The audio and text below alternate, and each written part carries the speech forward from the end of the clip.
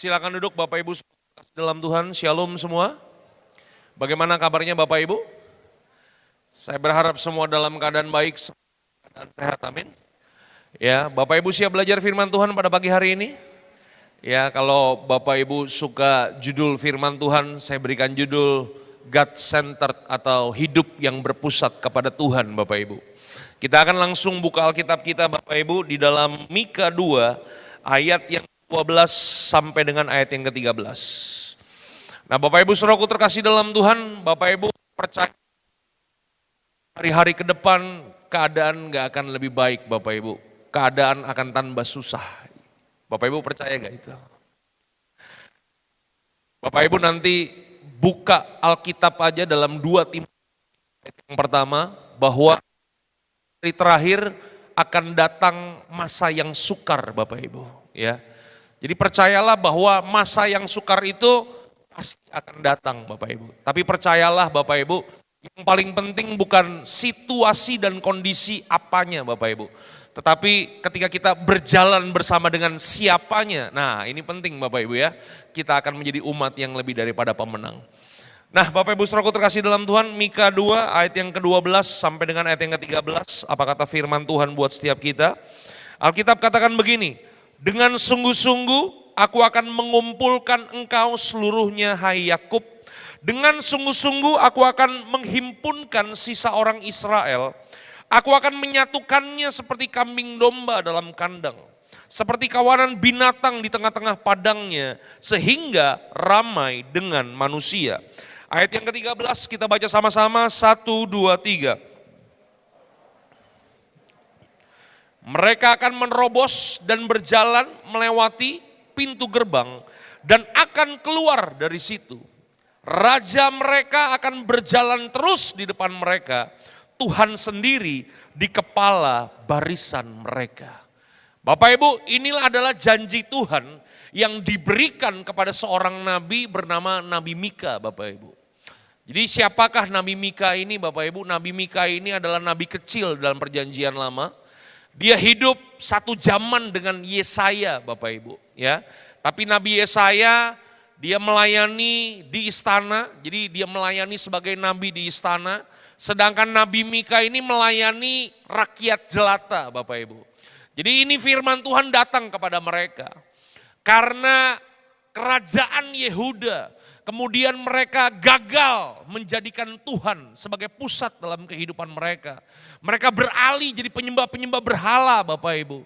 Mereka gagal ya menjalani hukum-hukum Tuhan, maka apa yang terjadi? Yang terjadi kemudian Nabi Mika menyampaikan hukuman kepada bangsa Israel, terutama suku Yehuda Bapak Ibu, bahwa kerajaan mereka akan diserang oleh kerajaan Asyur dan pada akhirnya mereka akan menderita di dalam sebuah pembuangan dalam kerajaan Babel Bapak Ibu.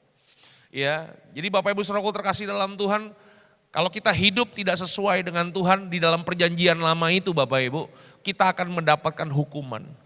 Tetapi yang luar biasa selain hukuman, Tuhan juga memberikan janji keselamatan Bapak Ibu. Ya, mungkin hari ini Bapak Ibu saudaraku terkasih dalam Tuhan, kita menghadapi masa-masa yang sukar, kita menghadapi masa-masa yang sulit Bapak Ibu. Tapi begini Bapak Ibu, bagaimana caranya kita tetap menjadi orang-orang yang lebih daripada pemenang di masa-masa yang sukar. Bagaimana janji Tuhan bisa tergenapi dalam kehidupan kita. Bagaimana di masa-masa yang sulit kita bisa mengalami penyertaan yang daripada Tuhan. Mika memberikan jalan keluarnya kepada kita. Lewat firman Tuhannya di dalam ayat yang ke-13 ini Bapak Ibu. Ini janji Tuhan buat setiap kita. Di masa-masa yang sulit, kalau Bapak Ibu mau mengalami terobosan, kalau Bapak Ibu mau mengalami pemulihan, maka kita harus melakukan hal ini Bapak Ibu. Alkitab katakan apa? Kita baca sekali lagi. 1, 2, 3. Penerobos akan maju di depan mereka. Mereka akan menerobos dan berjalan melewati pintu gerbang dan akan keluar dari situ. Kemudian Alkitab katakan apa? Raja mereka akan berjalan terus di depan mereka. Katakan sama-sama raja. Kemudian Alkitab katakan apa lagi? Tuhan sendiri di kepala barisan mereka. Bapak Ibu saudaraku terkasih dalam Tuhan, masa sulit akan selalu hadir dalam kehidupan kita. Bahkan di hari-hari ke depan akan bertambah sulit lagi. Tetapi Tuhan tetap akan menyertai kita. Tuhan akan menjadi penerobos dalam kehidupan kita. Kalau kita menjadikan Yesus sebagai Raja dan Tuhan bagi kehidupan kita. Yang mengerti katakan amin. Apa artinya kita menjadikan Yesus sebagai Raja? Artinya begini Bapak Ibu. Raja itu dalam bahasa Yunaninya itu dipakai kata Kristos. Dalam bahasa Ibraninya dipakai kata Mesias Bapak Ibu. Artinya apa? Artinya Tuhanlah yang harus memimpin kehidupan kita. Raja itu artinya begini. Dia harus menjadi yang terutama dalam kehidupan setiap kita. Kalau jadi Raja Bapak Ibu, Yesus Raja. Berarti begini, kehendak siapa yang harus terjadi? Kehendak rakyat atau kehendak Raja? Halo? Saya ulang sekali lagi, Bapak Ibu bisa bahasa Indonesia? Ya? Bisa ya? Udah makan pagi Bapak Ibu? Oh belum, pantesan. Saya udah makan bakmi 21 tadi ya, makan bakmi Bangka, makanya on fire pagi-pagi, ya kan?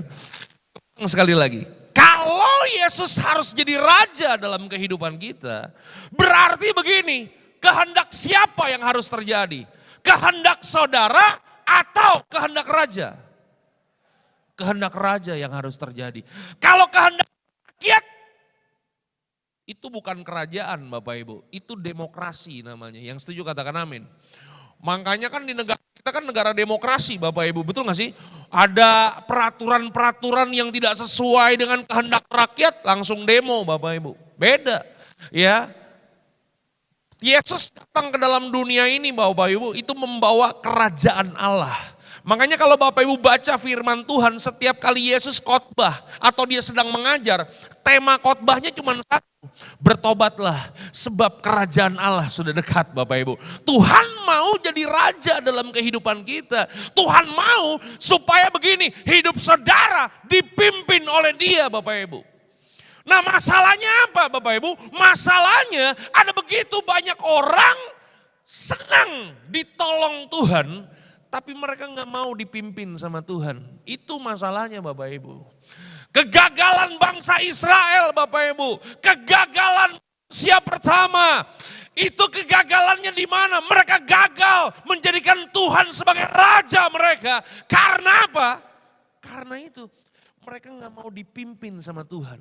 Mereka mau hidup semau-mau mereka sendiri Bapak Ibu. Makanya hari ini jadikanlah Yesus sebagai Raja dalam kehidupan saudara. Maka nubuatan dalam kitab Mika ini akan terjadi. Tuhan yang akan menjadi penerobos dalam kehidupan saudara. Yang mengerti katakan amin. Amin. Yang kedua, nah ini lebih enak Bapak Ibu. Yang kedua, Yesus harus menjadi Tuhan. Katakan sama-sama Tuhan. Ya, Tuhan itu dalam bahasa aslinya Bapak Ibu dipakai kata kurios. Katakan sama-sama kurios. Artinya apa kurios? Kurios itu artinya begini, penguasa tunggal dalam kehidupan kita. Ya, tidak ada yang lain di hati kita Bapak Ibu. Itu hanya ada Tuhan di dalam kehidupan kita. Nah Tuhan mau dia ada di dalam kehidupan kita Bapak Ibu. Yesus harus menjadi Tuhan dalam kehidupan kita. Dalam masa-masa yang sukar ini Bapak Ibu. Apa yang mau kita andalkan dalam kehidupan ini? Uang kita kah yang mau kita andalkan Bapak Ibu? Bapak Ibu sadar gak makin hari makin susah cari uang? Setuju gak? Iya kan? Itu dia Bapak Ibu. Kalau kita hanya sekedar mengandalkan uang kita, ya ampun.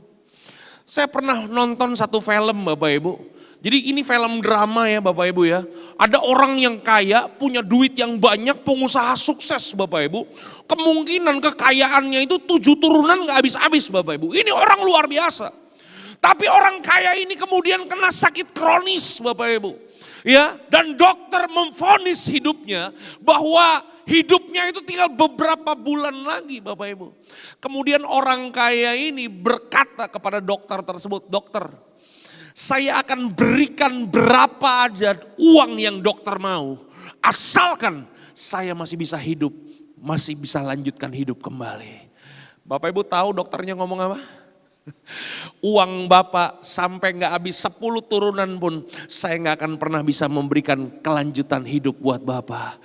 Karena Bapak punya penyakit kronis, umur Bapak tinggal beberapa bulan lagi. Dari sini saya belajar apa Bapak Ibu? Dari sini saya belajar begini Bapak Ibu. Mungkin uang saudara bisa beli obat, tapi uang tidak akan pernah bisa membeli kesehatan. Yang mengerti katakan amin. Uang saudara mungkin bisa membelikan kebahagiaan Bapak Ibu. Tapi percayalah, uang saudara tidak akan pernah bisa memberikan sukacita dalam kehidupan saudara. Uang saudara mungkin bisa membeli apa aja di dalam dunia ini. Tapi percayalah, uang saudara tidak akan pernah bisa membeli keselamatan dalam kehidupan saudara. Yang mengerti, katakan haleluya. Oleh sebab itu hari ini Bapak Ibu, kalau Bapak Ibu mau mengalami pemulihan, terobosan, kembalilah menjadikan Tuhan sebagai Raja. Yesus sebagai Tuhan, penguasa tunggal dalam kehidupan saudara. Yang setuju katakan amin. Nah masalahnya apa sih Bapak Ibu? Masalahnya begini Bapak Ibu. Masalahnya seringkali kita nggak pernah menjadikan Yesus itu sebagai Raja dan Tuhan Bapak Ibu. Coba kita buka Alkitab kita dalam Lukas 2 ayat yang ke-11 Bapak Ibu. Ini pesan Natal Bapak Ibu ya sebenarnya ya. Saya tahu Bapak Ibu belum merayakan Natal atau sudah merayakan Natal? Belum ya? Belum ya, tapi ini kan Desember Bapak Ibu ya. Suasana Natal nggak apa-apalah kita pesan-pesan Natal dikit-dikit Bapak Ibu ya. Karena saya lihat pohon Natal udah terpasang ya kasih pesan Natal sedikit lah ya kan. Coba kita buka Alkitab kita baca 1, 2, 3 Lukas 2 ayat yang ke-11. 1, 2, 3. Hari ini telah lahir bagimu, apa katanya? Juru selamat, yaitu Kristus Tuhan di kota Daud. Bapak Ibu saudaraku terkasih dalam Tuhan, ini adalah pesan Natal yang disampaikan malaikat kepada gembala-gembala di Efrata Bapak Ibu. Pesan Natalnya begitu sederhana, tapi sebenarnya pesan Natal ini memiliki makna yang begitu dalam Bapak Ibu. Karena dikatakan begini, hari ini telah lahir bagimu Juru Selamat yaitu Kristus Tuhan di kota Daud. Bapak Ibu dari sejak awal Tuhan menciptakan manusia, Allah ingin supaya Allah menjadi raja dalam kehidupan mereka. Tapi apa yang terjadi? Mereka gagal Bapak Ibu, mereka berpaling bukan lagi menyembah Allah, mereka berpaling kepada dewa-dewa Baal. Mereka menjadi penyembah-penyembah berhala Bapak Ibu. Makanya kalau kita baca Alkitab saudara, yang buku ya Bapak Ibu ya, dari perjanjian lama sampai perjanjian baru, itu disebut masa kegelapan. Kenapa? Karena selama kurang lebih 400 tahun, Tuhan tidak pernah lagi berbicara buat umatnya Israel Bapak Ibu. Sampai kapan? Sampai berita Natal ini kemudian diberikan kepada gembala-gembala di Efrata Bapak Ibu. Sekali lagi pesannya apa? Kita baca sekali lagi Lukas 2 ayat yang 11. 1, 2, 3. Hari ini telah lahir bagimu, apa katanya? Juru selamat yaitu Kristus Tuhan. Bapak Ibu saudaraku terkasih dalam Tuhan, siapakah Yesus itu? Alkitab katakan dia adalah Juru selamat yaitu Kristus Tuhan. Saya boleh turun Bapak Ibu? Saya udah gak terlalu tahan di mimbar, gak apa-apa ya Bapak Ibu ya. Siapa Yesus? Juru selamat. Yang kedua, Kristus. Yang ketiga, Tuhan. Nah masalahnya begini Bapak Ibu, masalahnya ada begitu banyak orang Kristen hari-hari ini hanya memandang Yesus, hanya mengenal Yesus, hanya sebatas juru selamat. Itu masalahnya. Kalau Bapak Ibu hanya mengenal Yesus hanya sebatas juru selamat, makanya gak heran begini Bapak Ibu. Bapak Ibu dalam keadaan susah, dalam keadaan sakit, dalam keadaan sukar, ingat sama Yesus. Tapi begitu senang diberkati luar biasa, lupa sama Yesus. Kenapa? Karena kita memandang Yesus hanya sebatas juru selamat Bapak Ibu. Katakan sama-sama, juru selamat. Apa sih yang dimaksud dengan juru selamat Bapak Ibu? Juru masak, itu artinya apa tuh? Tukang masak, ya kan Bapak Ibu ya, betul gak? Juru masak itu apa? Tukang masak Bapak Ibu. Bapak Ibu di rumah nih gak masak nih hari Minggu ya, nanti siang makan ke restoran dong, betul gak? Udah pesan makanan, selesai dimakan, saya mau nanya, apakah juru masaknya ngikutin saudara pulang ke rumah? Hah? Enggak dong. Selesai saudara bayar, putus hubungan. Yang mengerti katakan amin. Juru mudi. Juru mudi itu apa? Supir Bapak Ibu. Ya kan? Bapak Ibu dari rumah nih, mau pergi ke gereja GPKDI Jelambar. Ya kan? Pakai Grab, ada supirnya, juru mudi. Yang mengerti katakan amin. Pertanyaan saya, begitu Bapak Ibu nyampe di gereja, apakah supirnya ngikutin saudara ke dalam? Hah? Enggak dong, ya kan? Selesai saudara bayar, selesai tugasnya. Yang mengerti katakan amin. Nah, pertanyaan saya begini, Yesus datang ke dalam dunia jadi apa? Juru selamat. Sekarang saya mau nanya, saudara udah selamat belum? Kok ragu-ragu nih? Hah? Saya ulang sekali lagi. Yesus datang ke dalam dunia jadi juru selamat. Pertanyaan saya, udah diselamatkan belum nih? Yang udah diselamatkan boleh lambaikan tangannya. Nah, kalau Bapak Ibu udah diselamatkan, berarti begini, tugasnya sebagai juru selamat udah selesai dong.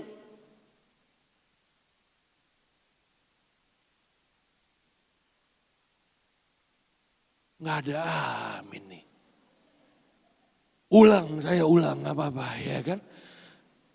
Emang ngajar yang begini agak susah Bapak Ibu. Kenapa? Karena udah berabad-abad di pemikiran kita Yesus juru selamat terus Bapak Ibu. Saya ulang sekali lagi. Juru mudi, katakan juru mudi.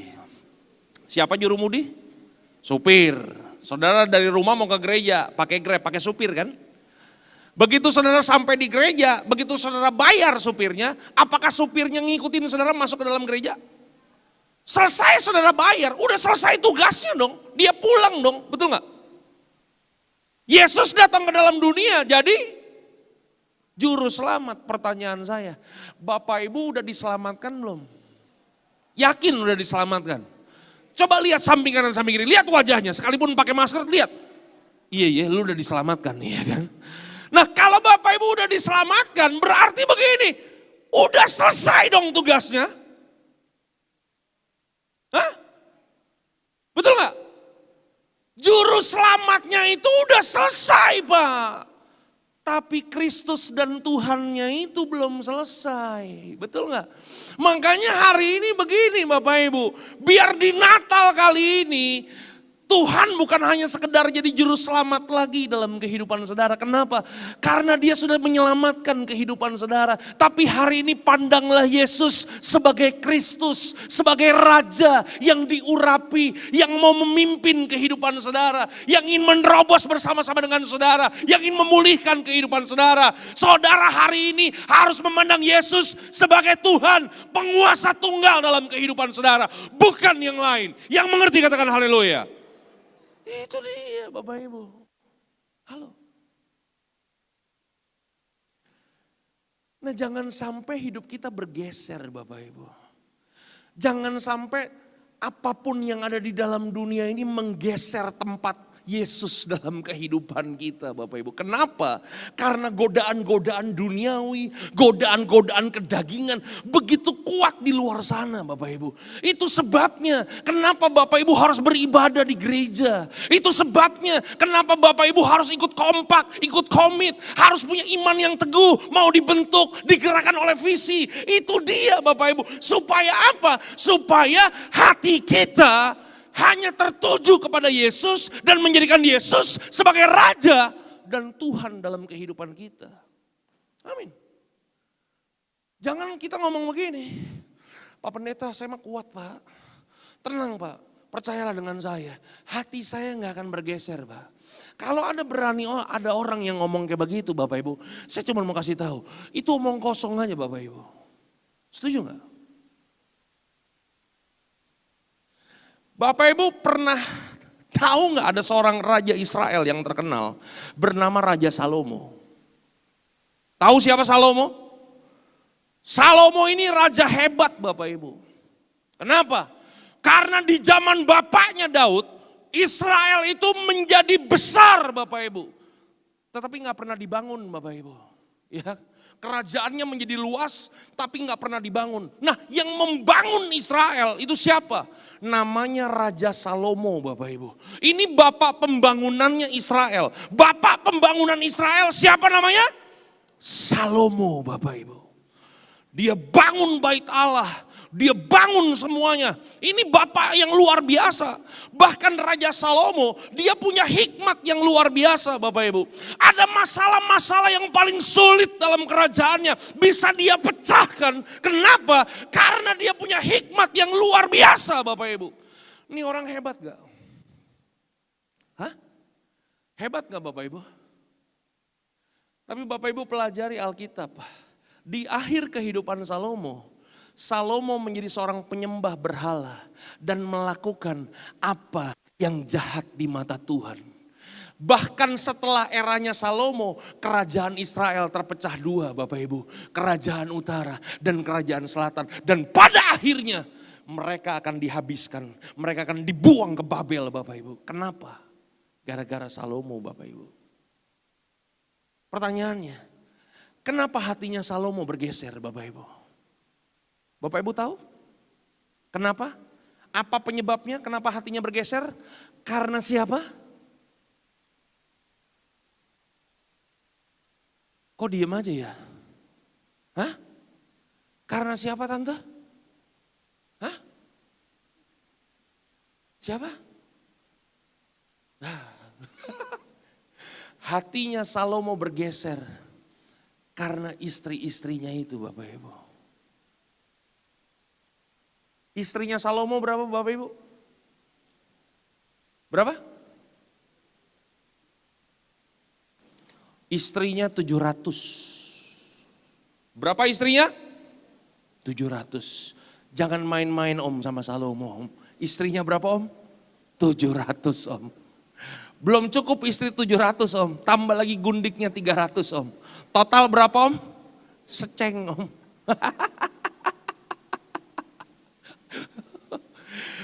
Saya ulang sekali lagi. Berapa banyak jumlah istri dan gundiknya Salomo? 1000 Pak. Itu saya udah hitung Pak. Kalau Salomo kangen sama istrinya yang pertama, kalau dia gilir istrinya satu hari satu, berarti begini, Salomo kangen sama istrinya yang pertama itu 3,5 tahun Pak. Jadi untuk dia bertemu lagi dengan istri yang pertama itu kurun waktunya berapa lama? 3,5 tahun baru kembali lagi ke istri yang pertama. Dahsyat Salomo. Pertanyaannya kenapa istrinya 1000? Apakah karena Salomo punya gairah seksual yang luar biasa sampai istrinya 1000? Bukan Bapak Ibu. Percayalah, kuku bima gingseng dia minum satu paket juga gak bakalan dia kuat Bapak Ibu. Setuju gak? Kenapa istrinya 1000 Bapak Ibu? Sebenarnya kan begini Bapak Ibu, dia punya istri banyak itu kan tujuan awalnya tujuan politik kan Bapak Ibu, betul gak sih? Karena di era bapaknya Daud, itu Israel itu ditakuti oleh negara-negara di sekitar mereka Bapak Ibu. Kenapa? Karena Daud itu punya reputasi, kalau dia maju di medan pertempuran pasti menang. Makanya negara-negara di sekitar mereka itu takut sama Israel. Nah, untuk mendamaikan negara mereka dengan Israel, bagaimana caranya mereka mendamaikan negara mereka dengan Israel? Caranya adalah dengan pernikahan Bapak Ibu. Yang mengerti katakan haleluya. Makanya kalau Bapak Ibu nonton film-film kerajaan zaman dulu, bagaimana caranya dua negara bersatu Bapak Ibu? Salah satu caranya adalah pernikahan itu Bapak Ibu. Nah Salomo itu kemudian menikah dengan wanita-wanita, putri-putri penyembah berhala yang kemudian tanpa Salomo sadar Bapak Ibu, istri-istrinya itu kemudian menggeser hatinya Salomo. Salomo gagal menjadikan Tuhan Allah Israel sebagai raja dan Tuhan, kemudian beralih kepada dewa-dewa istrinya Bapak Ibu. Halo? Kalau Salomo aja yang hebat. Salomo yang bisa membangun Israel begitu luar biasa. Punya hikmat yang luar biasa. Hatinya bisa bergeser Bapak Ibu. Bapak Ibu di tempat ini jadi jemaat Tuhan, jangan main-main. Yang setuju katakan haleluya. Katakan sebelah kanan, sebelah kiri. Waspadalah, waspadalah. Betul gak? Saya akan kasih satu contoh lagi Bapak Ibu. Tapi sebelum saya kasih contoh satu lagi, saya mau minta izin dulu nih Bapak Ibu nih. Boleh gak? Saya habis khotbah, saya mau langsung jalan Bapak Ibu untuk ke tempat pelayanan selanjutnya di daerah Taman Mini Bapak Ibu. Boleh gak nih saya diizinkan Bapak Ibu? Kalau diizinkan kita lanjutkan, kalau gak diizinkan saya mau langsung pulang aja nih. Diizinkan Bapak Ibu? Dari hati yang izin ini ya Bapak Ibu ya, saya minta maaf ya Bapak Ibu ya, boleh? Boleh? Kita lanjut? Oke, kita akan buka Alkitab kita dalam Wahyu 2 ayat yang pertama sampai dengan ayat yang kelima. Nah kita akan belajar dari sebuah jemaat Bapak Ibu, jemaat di kota Efesus Bapak Ibu. Ini jemaat yang sangat luar biasa Bapak Ibu ya. Jadi ada begitu banyak ahli-ahli teologi ya Bapak Ibu. Kalau mereka menerjemahkan atau menafsirkan 7 gereja yang ada di dalam kitab Wahyu, ada beberapa ahli berpendapat begini, bahwa ini adalah perjalanan gereja dari gereja mula-mula sampai gereja akhir zaman. Ya, tapi ada ahli yang kedua, dia punya pendapat begini, bahwa 7 gereja dalam kitab Wahyu itu adalah gambaran 7 gereja, 7 model gereja di akhir zaman. Nah kalau Bapak Ibu nanya sama saya percaya yang mana? Saya percaya yang kedua Bapak Ibu, bahwa 7 gereja yang ada dalam kitab Wahyu itu adalah gambaran model gereja di akhir zaman. Nah bagaimana model gereja di akhir zaman? Wahyu 2 ayat yang pertama, kita baca sama-sama 1, 2, 3. Tuliskanlah kepada malaikat jemaat di Efesus, inilah firman dari Dia yang memegang 7 bintang itu di tangan kanannya dan berjalan di antara 7 kaki dian emas itu. Katakan sama-sama 7 bintang. Katakan sama-sama 7 kaki dian. Ya, maksudnya 7 ini apa sih Bapak Ibu? Bapak Ibu, kalau Bapak Ibu mempelajari teologi Yahudi, orang Yahudi itu percaya gramatikal Bapak Ibu, atau begini, angka-angka dalam orang-orang Yahudi, pemahaman orang-orang Yahudi, setiap angka itu punya filosofinya Bapak Ibu. Nah angka 7 itu adalah angka yang sempurna, artinya apa? Waktu malaikat Tuhan datang kepada jemaat di Efesus, ya Tuhan memperkenalkan dirinya sebagai 7 bintang dan 7 kaki dian. Artinya apa? Artinya hari itu Tuhan menelisik, Tuhan memperhatikan gerejanya, bahwa gerejanya harus menjadi gereja yang sempurna. Yang mengerti katakan amin. Bapak Ibu siap disempurnakan? Siapa yang akan menyempurnakan kita? Yesus Kristus. Yang setuju katakan amin. Oke? Nah kita akan lihat apa pujian kepada jemaat di Efesus. Ayat yang kedua, firman Tuhan katakan apa? Ini jemaat di Efesus luar biasa Bapak Ibu. Kita baca sama-sama 1, 2, 3. Aku tahu segala pekerjaanmu, baik jeripayahmu maupun, Bapak Ibu, jemaat Efesus luar biasa gak? Hah? Bayangin loh, jeripayah dan tekun Bapak Ibu. Ya, jadi kalau jemaat Efesus ini punya lagunya itu jangan lelah Bapak Ibu. Jangan lelah bekerja di ladangnya Tuhan. Kenapa? Karena mereka berjeripayah dan tekun Bapak Ibu. Kemudian dikatakan begini, aku tahu bahwa engkau tidak sabar terhadap orang-orang jahat. Bayangin Bapak Ibu, jemaat Efesus ini jemaat yang tidak kompromi Bapak Ibu.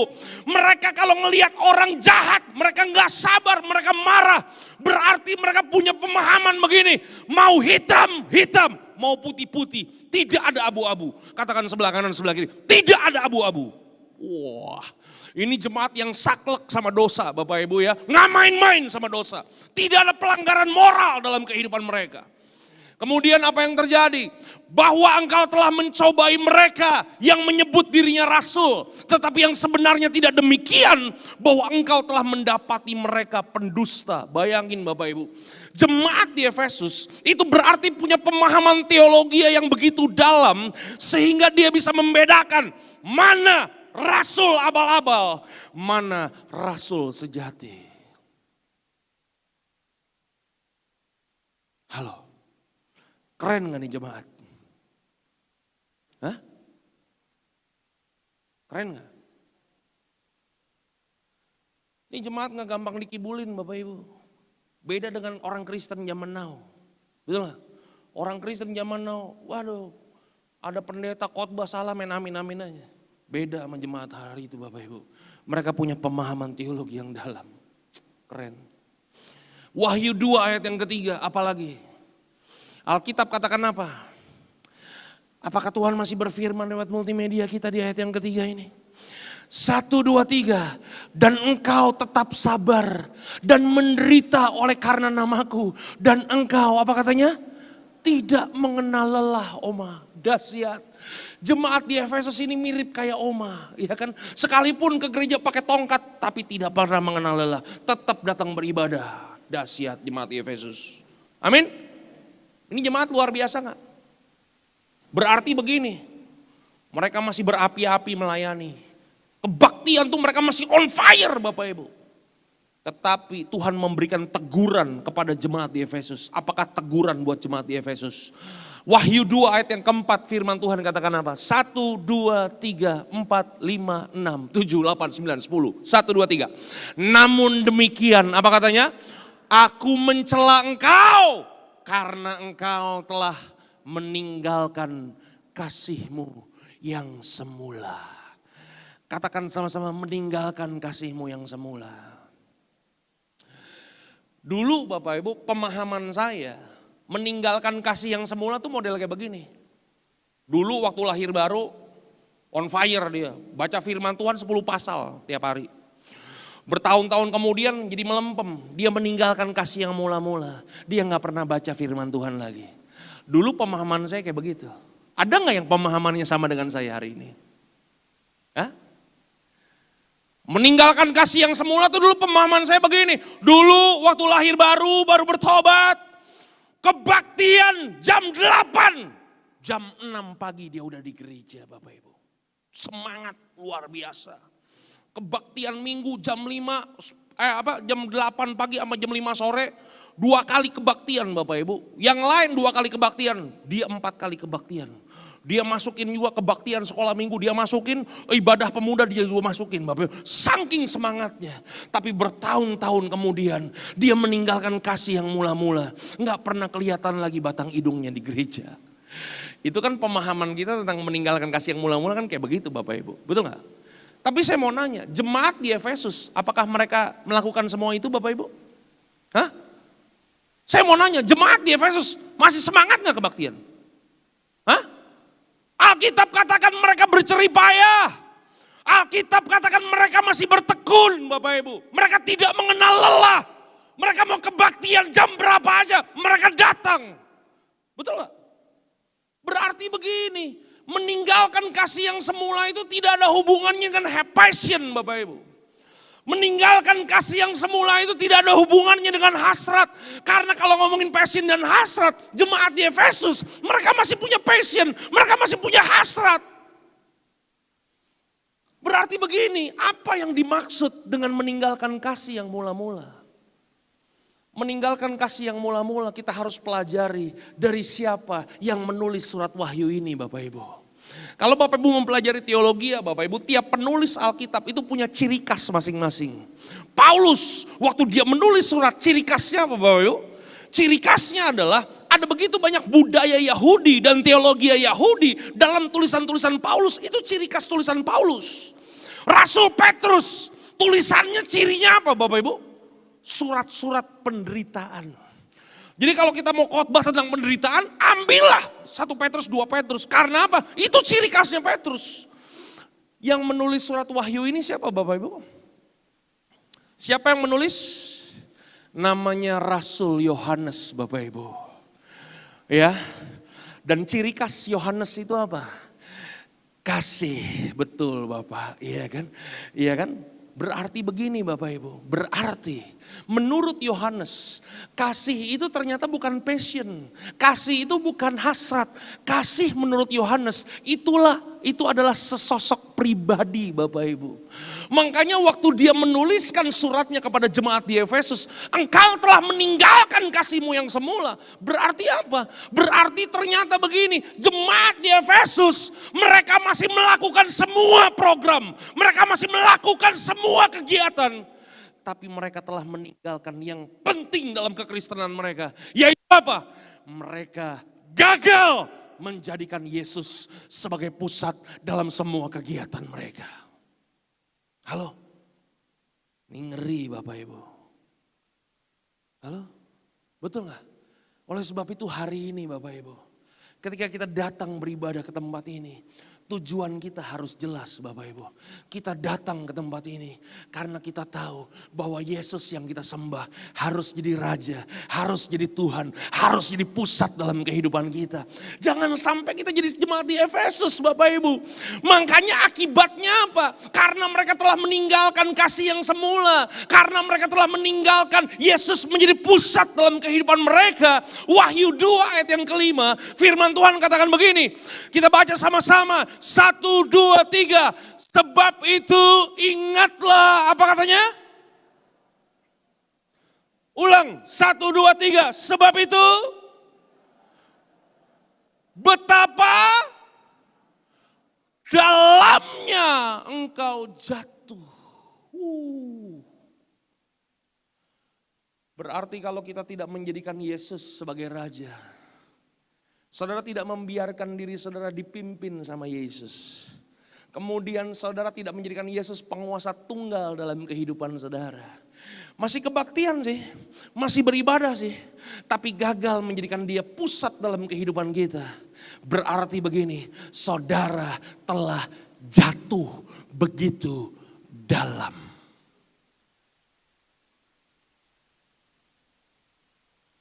Halo? Makanya Alkitab katakan apa? Alkitab katakan begini, bertobatlah dan lakukan lagi apa yang semula engkau lakukan. Jika tidak demikian, aku akan datang kepadamu dan aku akan mengambil kaki dianmu dari tempatnya jika engkau tidak bertobat. Apa akibatnya kalau kita tidak menjadikan Yesus sebagai pusat dalam kehidupan kita? Tuhan akan datang dan Tuhan akan mengambil kaki diannya. Katakan sama-sama, diambil kaki diannya. Itu artinya apa tuh diambil kaki diannya tuh? Mau tahu gak Bapak Ibu? Kalau gak mau tahu kita langsung selesai aja Bapak Ibu.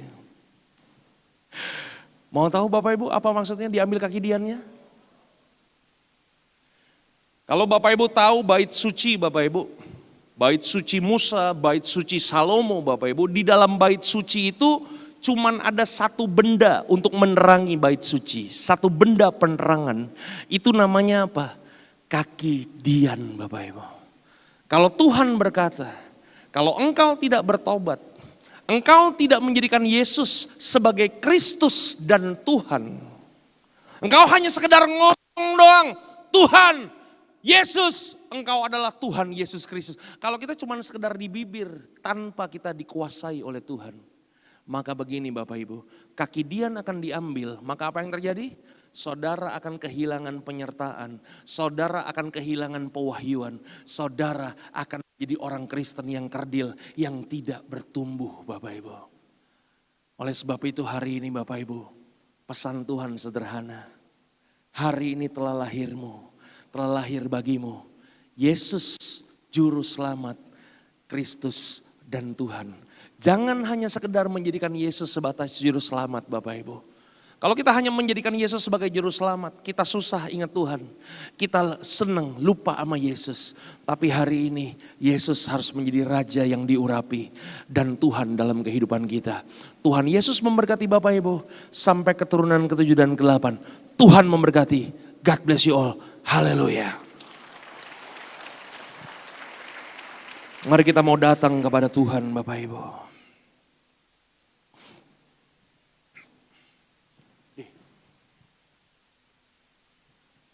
Bapak Ibu nggak masalah ya dapat firman Tuhan rada keras sedikit Bapak Ibu ya. Nggak tahu kenapa nih Bapak Ibu ya, saya pagi-pagi doa sama Tuhan, kok Tuhan bicaranya itu di hati saya. Saya berharap ini jadi berkat buat kehidupan setiap kita. Percayalah Bapak Ibu, kalau kita menjadikan Yesus sebagai Raja dan Tuhan, Tuhan akan menjadi penerobos dalam kehidupan saudara. Tuhan siap memulihkan saudara. Yang mengerti katakan amin. Mari tundukkan kepala kita di hadapan Tuhan, kita nyanyikan pujian ini bersama-sama. Haleluya.